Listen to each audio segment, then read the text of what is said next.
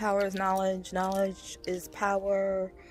The more you grow, the more you know. All of the sayings never really prepare you for how growing your own food educates you in a way that only God can be held responsible for.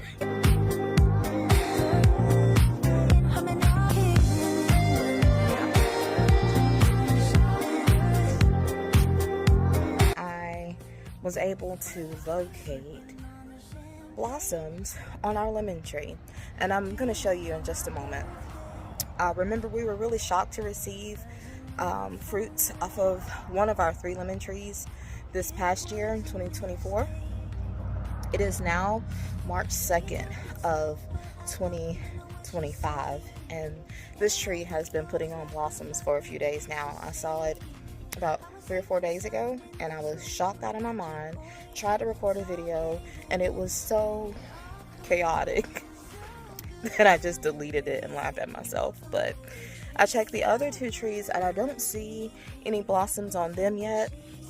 But if you'll also remember, in that same video, or in one of our videos we did of testing our lemons, that they were very pithy. They had a lot of that white inside, that we call that pith. I had to look that up because I had forgotten.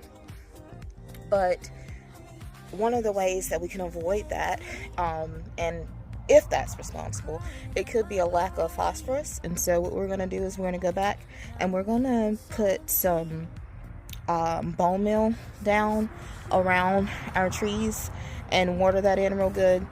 I'm going to go ahead and do that now. I thought I had a little bit more time, but again, remember last year I completely missed these blooms, and the reason would be around the end of February of 2023. I didn't say last year, but 2024, I'm sorry. End of February 2024, I was in recuperating from that first hip surgery, which was in January. So that explains how I completely missed them. I'm so glad that I was blessed to see them this time. So in doing the research, we find that that bone meal should help us avoid that pithiness. I may be too late. I don't know. I do know it takes a while for it to be absorbed and processed by the plant. So we may be at a loss this year with that. But in the upcoming years, I will know to go ahead and get that done early on if this treatment doesn't resolve the issue. So let me show you the blooms.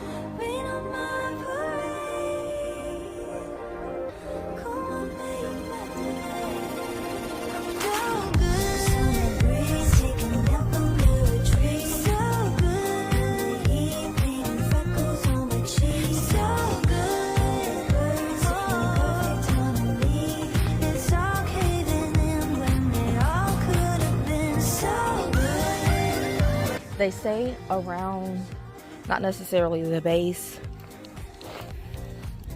but a little further out to where, oh, there's a phrase for it and I can't remember it right now. But basically,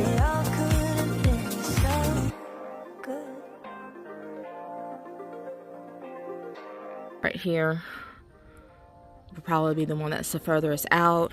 So right there would be around where I need to sprinkle the bone meal. So I guess if I consider that, then I really don't need to be concerned too much about all of that weediness there. This is indecisive Sheena, and not knowing what I'm doing, Sheena, and figuring it out as I literally go, Sheena.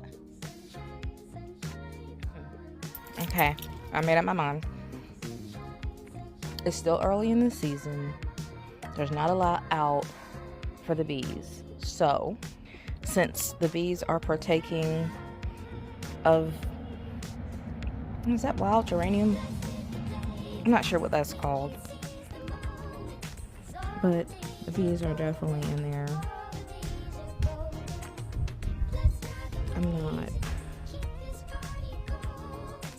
I'm not gonna cut it.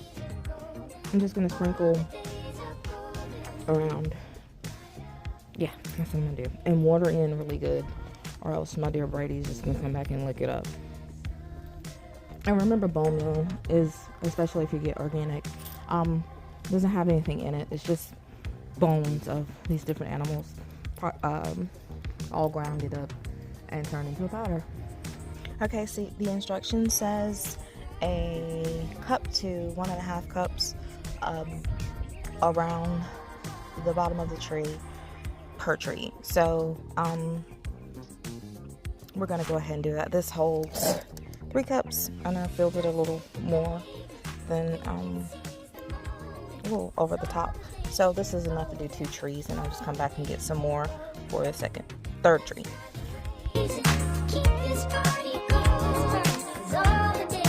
Oh, I've already done way more than I should. So I don't think it's gonna hurt it. Let me just put this whole jar on this tree.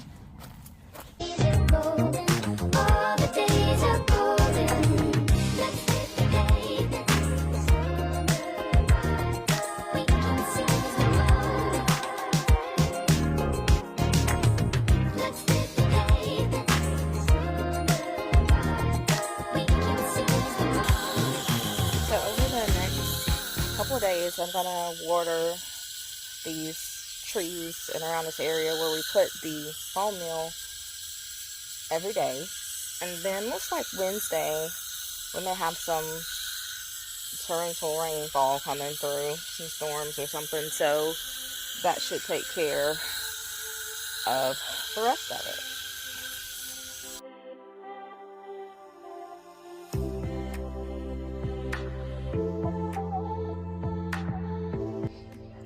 And so that's that. We've got these 2 trees right here, and then there's one more in front of me that have just been fertilized, and I don't know if I'm going to do that bone meal fertilization again before they start setting fruit or not. I'm going to do some more research and just kind of get a feel for it.